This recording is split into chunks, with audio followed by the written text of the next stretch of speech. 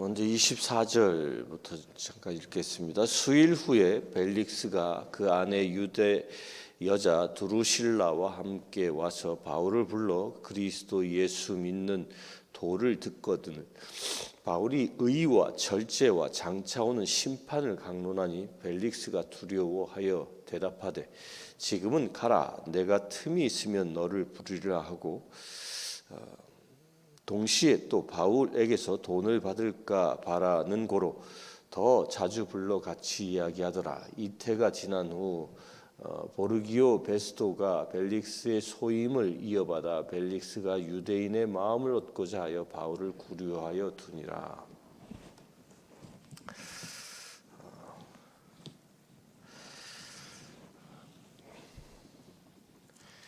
바울이 이제 재판을 받았고 엄밀히 얘기하면 바울의 승리로 이제 어저께 끝났죠. 그러자 바울이 이제 그 벨릭스에 의하여 이제 수감 생활을 하게 됩니다. 그런데 어떻게 된 일인지는 정확하게 기록되어 있지는 않지만 바울을 이 벨릭스가 찾아옵니다. 그리고 그 유대 여자 그 아내에 대하여 이름이 거론되어서 기록되고 있습니다. 그리고 그 벨릭스는 바울을 불러서 예수를 믿는 도를 듣기를 원했다라고 기록합니다. 그러자 바울이 그 벨릭스에게 복음을 전하는데 벨릭스에게 복음을 전하는 내용은 조금 이 평상시에 복음을 전했던 것과 다른 이야기들을 합니다. 평상시는 예수 그리스도가 사망에서 죽었다가 다시 살아나셨습니다. 부활하셨습니다. 그 부활의 증인에 대하여 이야기하는데 이 벨릭스에게 있어서는 의와 절제와 또한 마지막 심판에 관해서 복음을 전했다라고 기록합니다. 왜 벨릭스에게 의와 절제와 심판에 대하여 복음을 전했겠습니까? 그 이유는 너무도 자명합니다. 가장 중요한 이유는 이 벨릭스는 정치인이었고 총독으로서 이 유대 지역을 다스리는 최고의 정치인이었습니다. 최고의 권력자였습니다. 따라서 그 최고의 권력자된 이 벨릭스가 어떻게 그 권력을 행해야 하는지에 대하여 그 원칙을 말하고 있는 겁니다. 그 원칙의 그 첫 번째가 의와라고, 의로워져야 한다.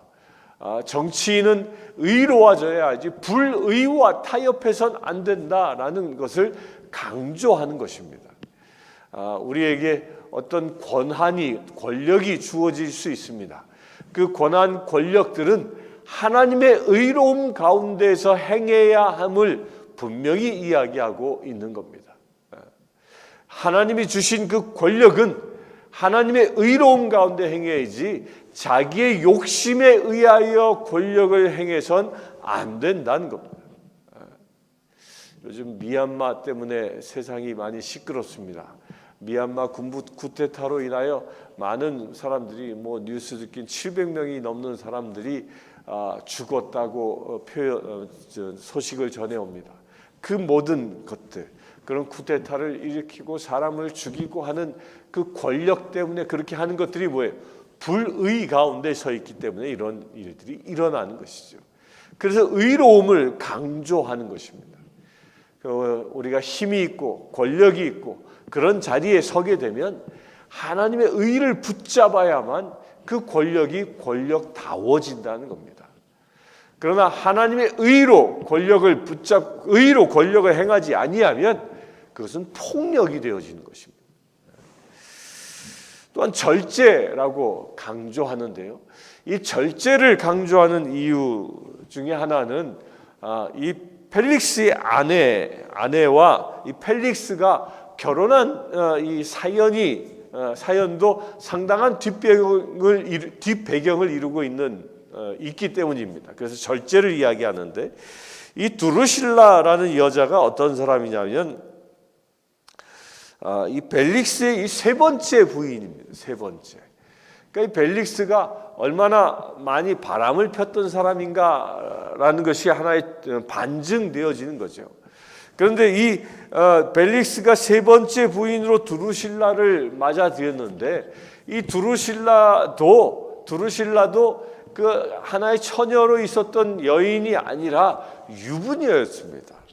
그가 어떤 사람이었냐면 그가 원래는 이 두루실라는 15살에 메사의 왕이었던 아지주스라는 그 메사의 왕과 혼인을 해서 결혼 생활을 하고 있었습니다. 그렇게 결혼 생활을 15살부터 시작을 했는데 약 1년 정도 결혼 생활을 했을 때 벨릭스가 이 유부녀인 두루실라에게 반해서 그를 유혹해서 이혼하게 하고 또 자기도 이혼하고 그리고 결혼하고 그런 관계인 겁니다. 아주 지저분한 관계인 거죠. 이런 지저분한 관계로 부부가 되어 살아가고 있는 이 사람들에게 당신들은 절제해야 한다. 육적인 욕구를 따라 사는 것이 아니라 하나님이 주시는 사랑으로 세상을 살아야 함을 말하고 있는 것입니다. 또한 장차 오는 심판을 강론하니 그 모든 것들 의롭게 살아야 하고 우리가 절제하며 살아야 하는 이유가 무엇이냐? 그 이유는 예수 그리스도께서 우리가 행한 바대로 심판하기 위하여 주님이 다시 오실 것이라는 그 심판의 복음을 전하고 있는 겁니다. 이 모든 복음은 벨릭스로 하여금 올바로 살아가도록 인도해주는 그런 지침을 말씀으로 선포하고 있었던 거죠. 그런데 벨릭스의 반응이 어떠했습니까? 벨릭스가 두려워하여 대답하되 지금은 가라, 내가 틈이 있으면 너를 부르리라. 그 첫 번째 반응, 바울에 의하여 그 어떤 누구도 들려주지 않았던 복음을 들었고 의로운 삶과 절제 있는 삶 또한 하나님의 심판을 두려워하는 마음으로 살아야 한다는 그 복음을 들었을 때에 벨릭스가 받았던 첫 번째의 이 반응은 두려움이었습니다. 두려움.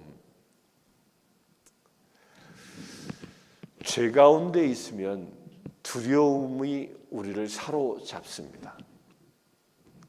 내가 이 죄 때문에 언젠가는 심판을 받는다라는 그런 두려운 마음이 우리를 꽉 붙잡고 있는 것이죠. 벨릭스가 그랬던 겁니다. 더욱이 의로운 말씀이 선포되어지니까 그 말씀에 자기를 비추어 보니 두렵기 짝이 없는 자신의 모습, 그 모습이 너무도 두려웠던 겁니다.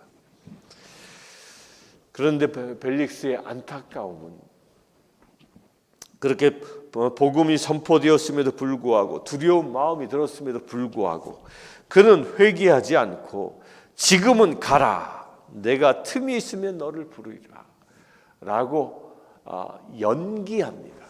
그가 회개하는 그 순간을 회개를 연기해버려 그로 하여금 구원에 이르지 못하도록 한다는 겁니다. 이 마귀가 하는 일 중에 하나가 이 연기하는 겁니다. 다음에 해라. 너 지금 두렵고 떨리지 않냐? 다음에 해라. 네가 굳이 지금 의롭게 살 이유가 없지 않냐? 다음에 해라. 네가 지금 굳이 절제하며 살 이유가 없지 않냐? 다음에 해라. 심판은 아직도 멀었느니라라고 계속적으로 우리로 하여금 죄의 포로된 삶을 살아가도록 유혹한다는 겁니다. 지금은 가라, 내가 틈이 있으면 너를 부르리라, 다음에 또 부르리라. 이게 마귀의 속삭임인 것입니다. 사랑하는 성도 여러분, 이 마귀는 우리로 하여금 다음에 해서 끊임없이 회개의 시점을 미루게 합니다. 결단을 미루게 합니다.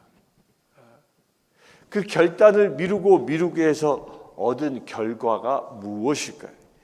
이 벨릭스는 이렇게 회개의 복음을 무려 2년여 동안 들었음에도 불구하고 그는 회개하지 아니합니다.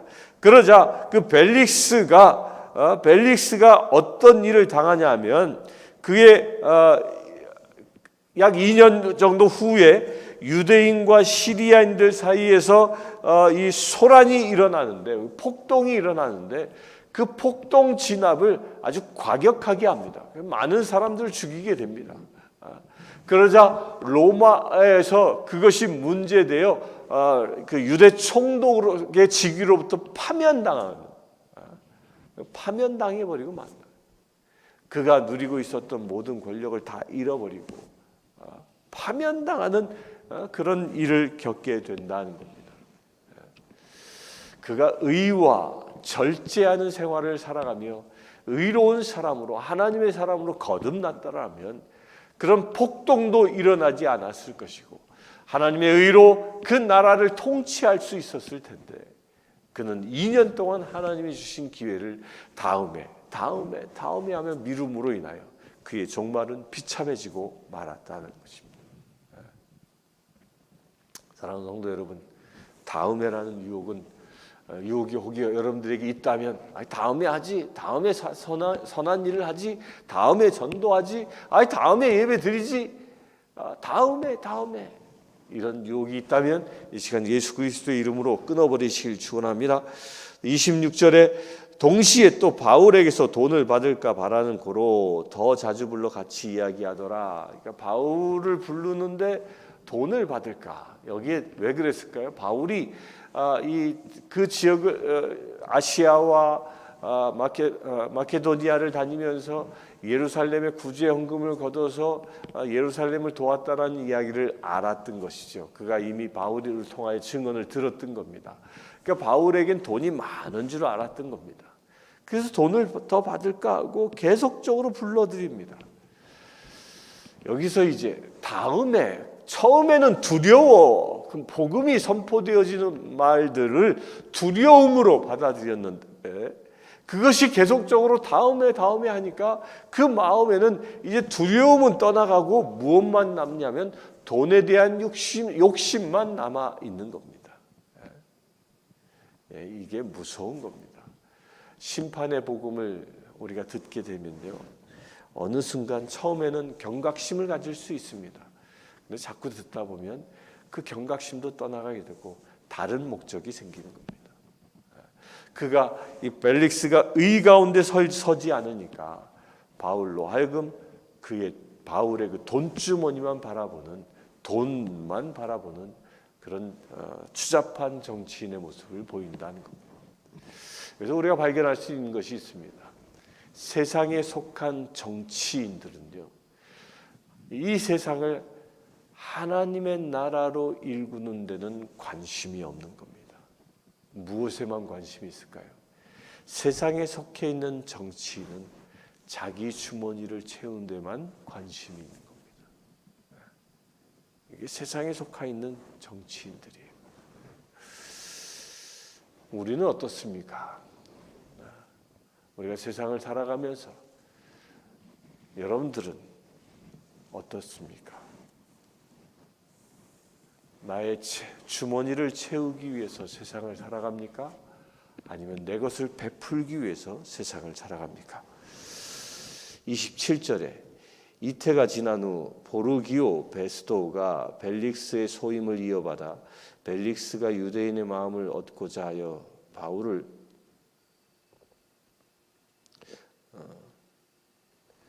구류하여 두니라. 베스토가 이제 여기서 총독이 바뀝니다. 이제 벨릭스가 쫓겨나게 되고 이제 베스토라는 새로운 총독이 옵니다. 그 이유를 말씀드렸죠. 유대인과 시리아인들 사이에 일어났던 폭동 때문에 벨릭스가 이제 파면당하고 베스토라는 새로운 총독이 부임합니다. 25장 1절 보겠습니다. 베스토가 부임한 지 3일 후에 가이사랴에서 예루살렘으로 올라가니 대제사장들과 유대인 중 높은 사람들이 바울을 고소할세 베스도의 호의로 바울을 예루살렘으로 옮기기를 청하니 이는 길에 매복하였다가 그를 죽이고자 함이더라. 베스도가 대답하여 바울이 가이사랴에 구류된 것과 자기도 멀지 않아 떠날 것을 말하고 또 이르되 너희 중 유력한 자들은 나와 함께 내려가서 그 사람에게 만일 옳지 아니한 일이 있거든 고발하라 하니라. 이제 베스도가 새로 총독으로 부임하고 3일 후에 이제 예루살렘에 올라갑니다. 예루살렘에 올라간 이유는 당시 예루살렘의 지도자들이었던 제사장, 이 제사장 대제사장들과 사내들인 공의회 회원들을 만나기 위해서 갔을 것입니다. 왜냐하면 새로 부임했기 때문에 상견례를 하러 갔던 것이죠. 그렇게 갔을 때에 성경에는 어떤 이야기도 기록하지 않습니다. 그들이 무슨 이야기를 주고받았는지 다른 이야기들은 전혀 기록하지 않고 한 가지 이야기만 기록합니다. 바울을 예루살렘으로 옮기기를 청했다. 그 이유는 그가 예루살렘으로 이송되어지는 그 길 가운데에 매복하였다. 그를 죽이고자 함이라. 똑같은 이야기가 우리가 지난날 보지 않았습니까? 길에 40여 명이 바울을 죽이기까지는 먹지도 마시지도 아니하겠다라고 서운한 사람들이 바울이 지나가는 길에 죽이겠다라고 결단한 이런 사람들의 그 모략이 2년이 지났는데도요, 이들은 그 모략을 잊어버리지 않고 있다는 겁니다. 이게 누군가를 죽이려고 하는 생각이 이렇게 끈질기게 남아 있다는 겁니다. 여러분들, 사람을 죽이고자 하는 생각은 누구로부터 왔을까요? 우리 사람은 망각의 동물이라고 얘기하지 않습니까? 우리는 잘 잊어버립니다. 나이가 들면 들수록 그 잊어버리는 그 속도는 훨씬 더 빨라집니다. 잘 잊어버리는데 왜 이 사람들, 왜 이 대사장들과 유대인들은 바울을 죽이고자 하는 생각을 잊어버리지 않았을까요? 무려 2년이 지났음에도 불구하고 여기에는 중요한 이유가 있습니다.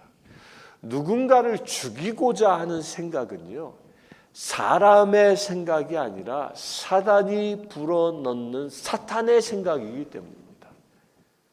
따라서 사람은 잊어버릴 수 있어도 사단의 영이 내 안에 오면 그 사단의 영은 끊임없이 죽일 생각을 내 마음에 불어넣는다는 것이. 가룟 유다가 예수님을 죽일 생각을 누가 불어넣었다고 얘기합니까? 사단이 그렇게 불어넣었다. 사단이 그의 마음속에 예수님을 팔아넘길 생각을 불어넣었다, 집어넣었다라고 성경은 이야기하죠. 그래, 그 사단이 넣어준 생각에 붙잡힌 가룟 유다는 결국 예수를 팔아넘기는 일을 결행하게 되는 것입니다. 누군가를 죽이고자 하는 마음은 철저히 사탄이 심어주는 생각이라는 겁니다. 그렇게 누군가를 죽이고자 하는 마음은 어디에서부터 옵니까? 사단이 그 죽이고자 하는 마음으로 우리 마음을 장악하는 장악하는 것은요, 다른 데 있지 않습니다. 미워함에서부터 오는 겁니다. 누군가에 대하여 싫은 생각, 미워하는 생각이 들기 시작하면 그 미워하는 생각이라는 그 통로를 통하여 사단이 우리 안에 들어오는 겁니다. 그래, 미워해. 저주해. 그것이 선을 넘게 되면 그를 죽이고자 하는 생각까지 들게 만든다는 겁니다. 우리 사랑하는 성도 여러분, 여러분들 누군가를 미워하는 마음이 있습니까? 그 미워하는 마음은 사탄이 우리에게 사망으로 이끌고 가는 통로라고 믿으시고 예수 그리스도의 이름으로 물리쳐 버리시길 축원합니다. 우리가 미워하지 아니하고 사랑하면 사단이 들어올 통로가 막혀버리게 되는 것입니다. 그래서 주님은 원수도 사랑하라고 말씀하고 있는 것입니다. 원수를 죽이라 말씀하지 않는 것이죠. 원수를 죽이라 라고 얘기하는 건 사단의 소리이고, 원수도 사랑하라 라는 말씀은 예수 그리스도의 복음인 것입니다. 여러분들은 어떤 말에 순종하시겠습니까? 복음에 순종할 수 있게 되길 바랍니다.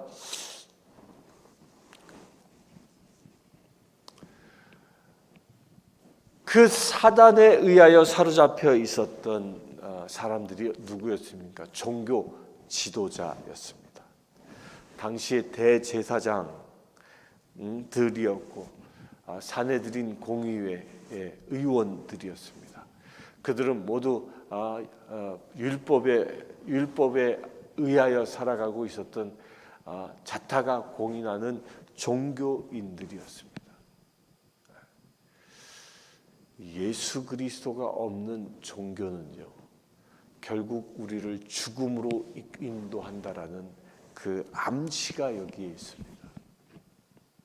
그들이 아무리 세상 사람들과 구별되어져 당시의 바리새인들처럼 구별된 사람으로서, 세상 사람과 구별된 사람으로 말씀 가운데 살아간다 할지라도 그 안에 예수가 없으면, 말씀을 1.1획도 어기지 않고 살아간다 할지라도 그 안에 예수가 없으면 그건 결국 종교가 되어지고, 그 종교화되어진 그의 믿음은 결국 사단의 포로가 된다는 것입니다. 예수 없는 종교, 예수 없는 신앙, 결국 그 신앙은 죽음에 볼모된 신앙이 된다는 겁니다. 사랑하는 성도 여러분, 우리가 말씀을 지키는 이유 한 가지입니다. 예수님 때문에.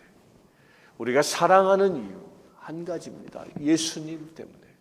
우리가 복음을 전하는 이유 한 가지입니다. 예수님 때문에. 이 예수가 없으면 결국 죽음으로 인도한다는 거예요.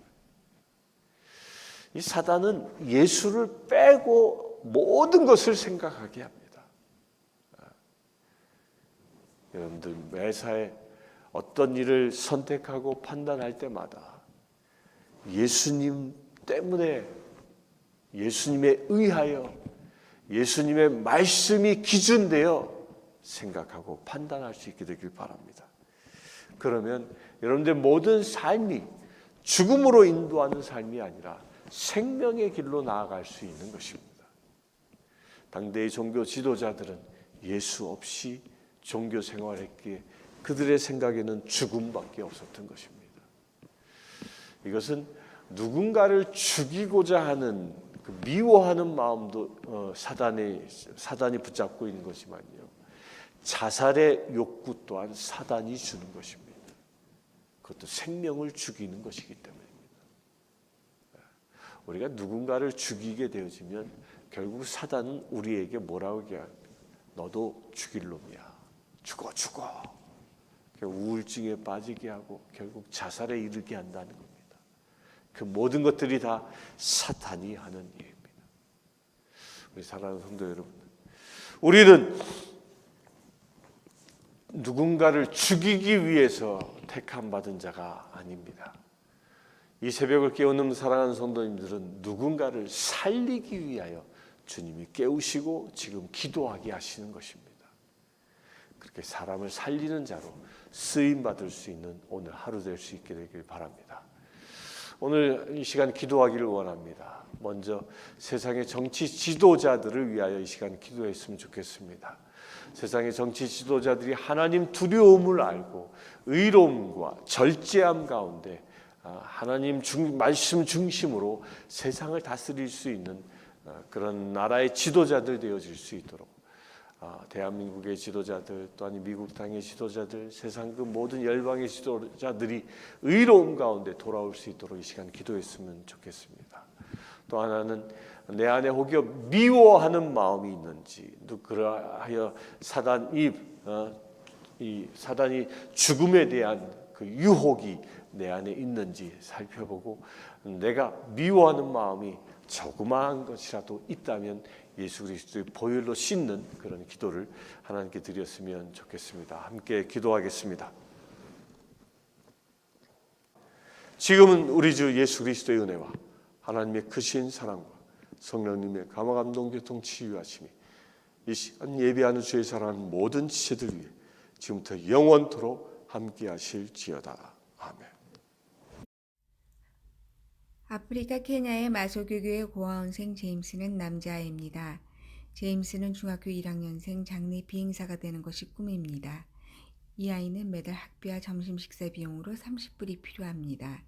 이 아이의 후원자를 찾고 있습니다.